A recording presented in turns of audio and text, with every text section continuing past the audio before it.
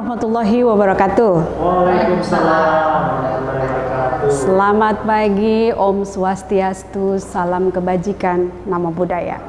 Apa kabar semuanya pagi ini? Baik, Bu. Alhamdulillah, kelihatan kok dari wajahnya cerah-cerah. Dan itu memberi semangat bagi saya untuk juga bisa insya Allah melakukan sharing dengan adik-adik semuanya dengan lebih baik. Saya enggak apa-apa panggil adik ya? Iya, Bu. Siap.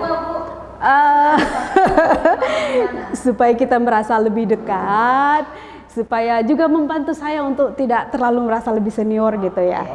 Alright, baik adik-adik sekalian, hari ini insya Allah kita akan melanjutkan pembahasan dari agenda 3 Latsar, khususnya pada bahagian kedudukan dan peran PNS dalam NKRI. Ini adalah bagian kedua dari agenda 3 ini. Sebelumnya ada manajemen ASN dan juga nanti akan dilanjutkan dengan pelayanan publik ya. Kemudian sebelumnya ada di pembahasan aneka tentang aplikasi itu, tentang afektif pembentukan sikap, dan sekarang kita di agenda 3 ini intinya adalah pada implementasi. Nah, untuk whole of government sendiri ini sebenarnya ada 4 bahasan, antara lain itu adalah konsep whole of government atau WOG, kemudian penerapan WOG dalam pelayanan terintegrasi, best practice, dan juga penerapannya dalam perspektif kebijakan di Indonesia. Nah, untuk hari ini kita akan fokus pada best practices. Oke, sebelum kita sampai ke situ, ini selayang pandang dari saya.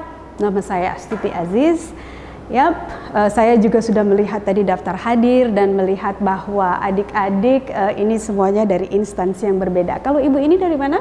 Saya dari rumah sakit, Bu. Oke, kesehatan ya? Iya. Kesehatan. Ya, bapaknya? Dari Biro Hukum, Bu. Oke, dari Biro Hukum. Nah, itu ada penting yang kita akan ambil dari situ semuanya karena ada koneksi, ya, akan ada koneksi interrelasi yang ada semuanya ke situ. Baik, jadi karena kita hanya fokus pada best practice tadi, jadi setelah pembelajaran ini diharapkan nanti adik-adik itu bisa mengaktualisasikan best practice dari perspektif berbagai negara di dunia. Dan outline-nya adalah antara lain kita akan melihat model best practice seperti apa yang dilaksanakan oleh negara-negara di luar sana, kemudian kita akan menonton video pendek sekaitan dengan implementasi best practice, dan kita akan melakukan refleksi dari video yang diputarkan nantinya. Oke, jadi sebelum dimulai saya mau kasih pantun ini ya. Jalan-jalan ke pasar baru, jangan lupa membeli permen. Semua isu bisa diatasi kalau kita aplikasikan whole of government. Alright, jadi kita ini dapat esensi whole of government itu penting. Nah, sekedar merecall adik-adik semuanya bahwa whole of government itu erat kaitannya dengan ini nih. Joint up government, coordination, cross government, integration, itu adalah kata-kata yang sangat-sangat lekat atau seringkali diasosiasikan dengan WOG tadi. Ada korelasi, ada integrasi, ada kerjasama mencapai tujuan untuk mengatasi isu-isu tertentu. Intinya di situ. Nah, filosofinya itu together we can, yang dalam bahasa Indonesia disederhanakan misalnya bersatu kita teguh. Sebenarnya ini bukan konsep baru.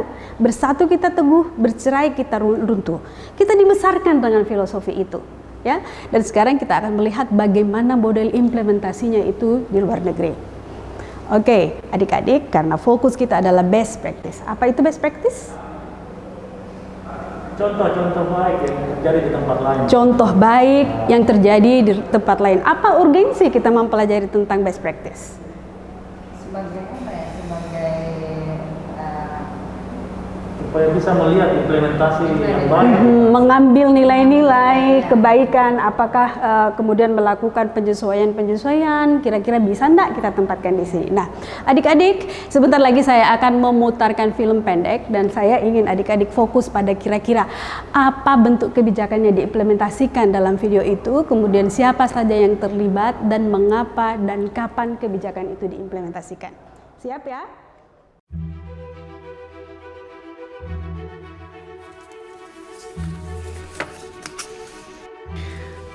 Good afternoon, everyone.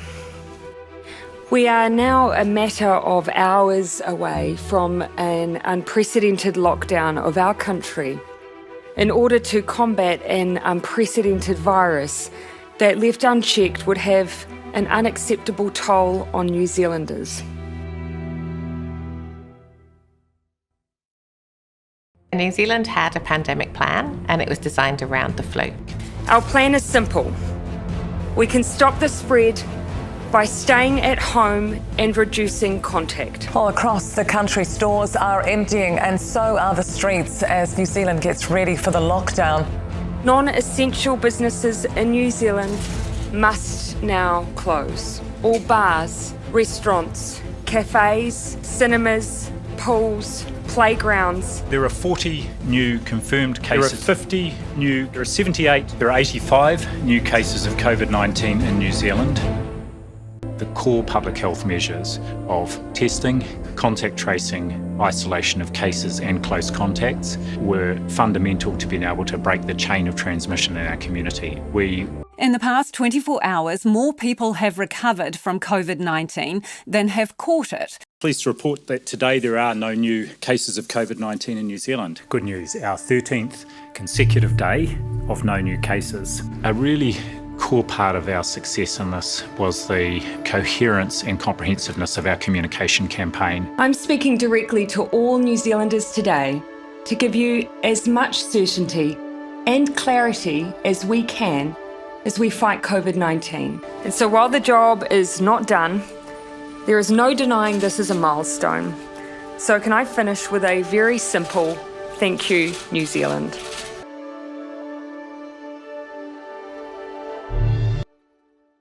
Jadi ini adalah contoh implementasi penanganan COVID-19 di negara New Zealand. Negara New Zealand itu lumayan cepat mengimplementasikan kebijakan ya, seperti yang kalian lihat itu per tanggal 25 Maret sudah lockdown negaranya, per 4 Juni 2020 sudah zero case, sudah habis. Sekarang kehidupan di sana sudah normal seperti sebelum ada COVID. Nah, jadi tadi adalah kalau pertanyaannya what? Bentuk kebijakan apa? Kebijakan apa yang diimplementasikan tadi? Come on. Kebijakan apa yang dilakukan oleh pemerintah dalam mencegah COVID? Lockdown, ada lockdown. Siapa saja yang terlibat? Seluruh komponen. Siapa itu? Masyarakat, pemerintah dan Ada rakyat, ada pemerintah, ada pelaku bisnis. Iya, Kita melihat tadi ada restoran, ada kafe, ada sinema dan seterusnya. Ya, betul sekali. Jadi itulah yang dimaksud dengan pentingnya tadi integrasi atau koordinasi.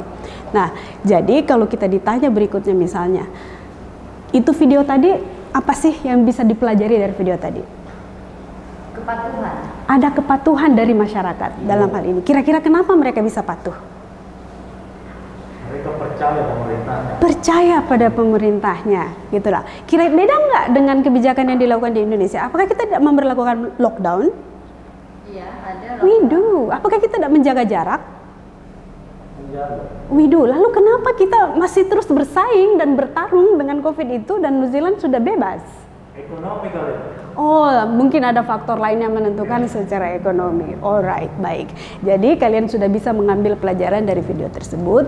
Jadi kalau kita misalnya bertanya mengenai apa kesimpulannya, maka kesimpulannya itu tadi bahwa di New Zealand itu bentuk koordinasinya bagaimana?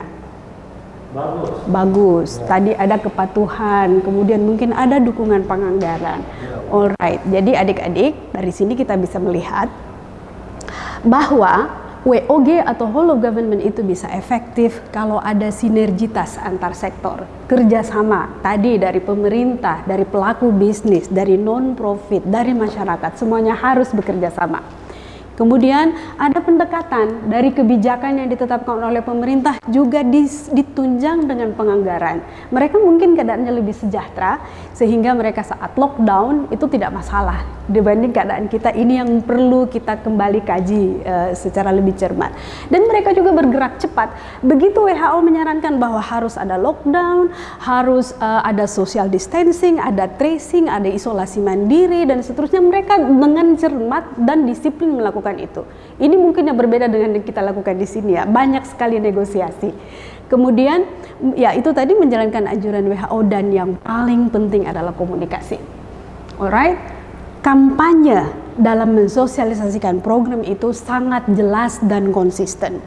Ada berita, peran media di situ, pemerintahnya berkali-kali, ada akademisi yang tidak berhenti melaporkan hasil lockdownnya, berapa jumlah masyarakat yang terpapar, dan akhirnya mereka percaya. Perdana Menterinya berkali-kali tampil ke depan. dengan gaya komunikasi yang sangat persuasif.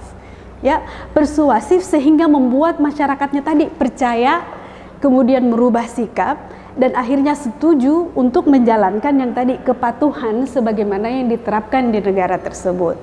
Dan yang terakhir sangat manis menutupnya, I have one simple word to say, thank you New Zealand. Alright? Jadi demikian adik-adik tentang whole of government. Berikutnya kita akan melihat praktek lain dalam bentuk e-government dan juga akan melihat bagaimana bentuk implementasi kebijakan ini di Indonesia. Untuk sesi ini kita akhiri sampai di sini. Terima kasih atas perhatiannya. Assalamualaikum warahmatullahi wabarakatuh. Waalaikumsalam.